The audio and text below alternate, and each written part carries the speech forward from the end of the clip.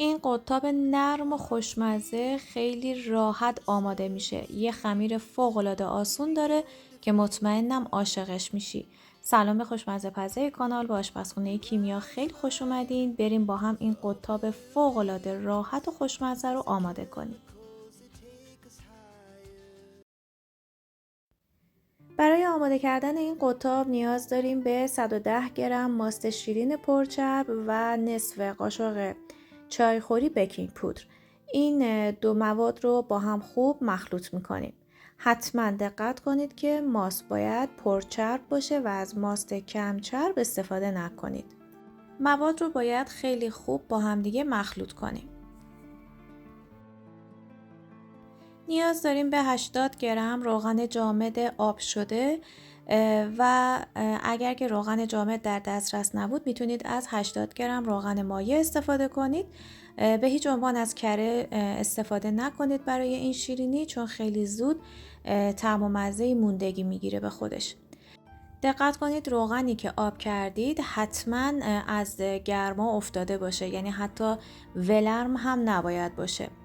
من ماست رو بهش اضافه کردم و در ادامه یه مقدار از آرد رو میریزم داخل مواد و با همدیگه خوب مخلوط میکنم.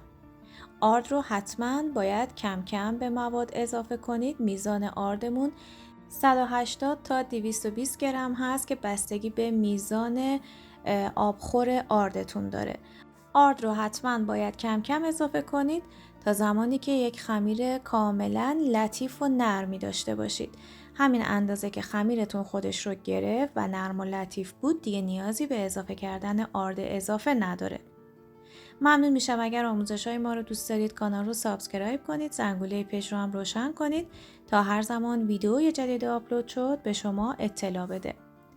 در ادامه من یک مقدار این خمیر رو با دست ورز میدم و بعد از اینکه خمیر کاملا لطیف شد اون رو داخل یه نایلون فریزر قرار میدم و به مدت نیم ساعت تا 1 ساعت داخل یخچال استراحت میدم بهش. حتما آردتون رو از قبل 3 بار الک کرده باشید و بعد به این مواد اضافه کنید.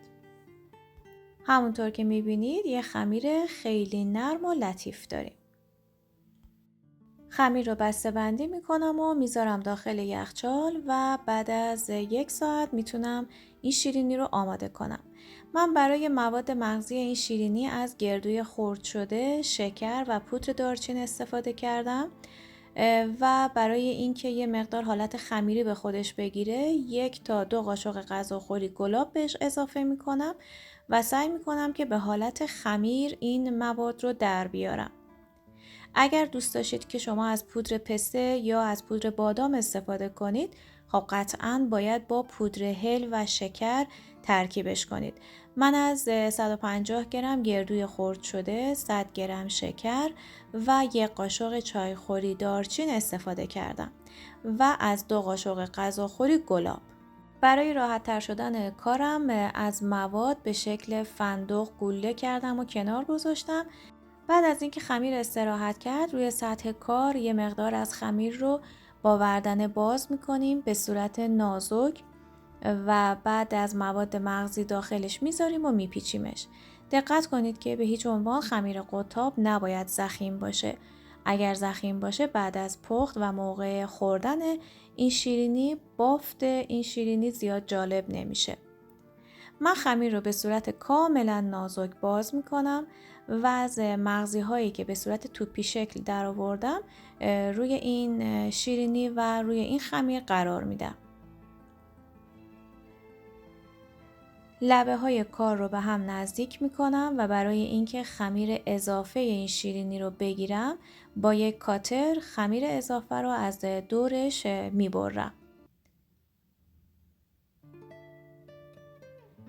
شما این خمیر رو میتونید به هر شکلی که دوست داشتید جمع کنید.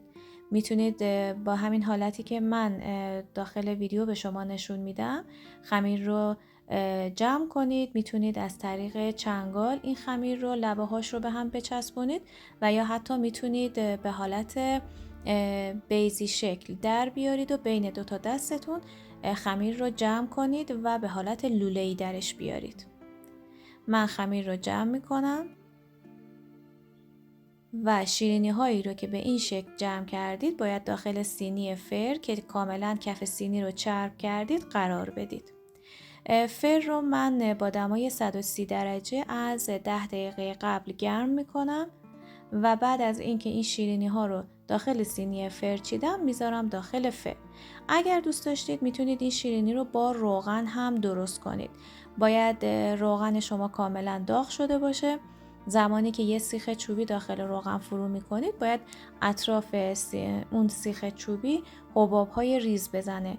در اون صورت روغن شما آماده است و میتونید که این شیرینی ها رو سرخ کنید. نکته بیشتر برای سرخ شدن این قطاب ها رو من داخل کپشن براتون می نویسم نکاتش رو که حتما باید رعایت کنید تا یک شیرینی ترد و خوشمزه‌ای داشته باشید. من شیرینی ها رو بعد از اینکه بستم داخل سینی فر میچینم و بعد داخل فر قرار میدم به مدت 12 تا 15 دقیقه. گریل پایین باید روشن باشه و به هیچ عنوان نیازی به گریل بالا نداره. همونطور که دیدید خمیر این شیرینی فوق‌العاده راحت و آسون آماده میشه. پیشنهاد میکنم که حتما این شیرینی رو امتحان کنید. شیرینی های من بعد از 15 دقیقه آماده شدن. روی شیرینی ها رو پودر قند میپاشیم. اگر دوست داشتید میتونید داخل پودر قند از کمی دارچین و یا اگر از پسته استفاده کردید یا از پودر بادام میتونید یه مقدار پودر هل هم قاطی پودر قندتون بزنید و بپاشید روی شیرینی هاتون. زیر شیرینی ها که طلایی بشه نشون دهنده پخت کامل شیرینیه. اینم از بافت خود شیرینی که فوق‌العاده بی‌نظیر و عالی شده. از اینکه تا انتهای این ویدیو با من همراه بودید بی نهایت سپاسگزارم. تا یک آموزش دیگه با همه شما عزیزان خداحافظی میکنم. پیشنهاد میکنم که حتما به این ویدیوها سری بزنید. مطمئنم که از دیدنشون لذت میبرید. تا یک آموزش دیگه، خدا نگهدار.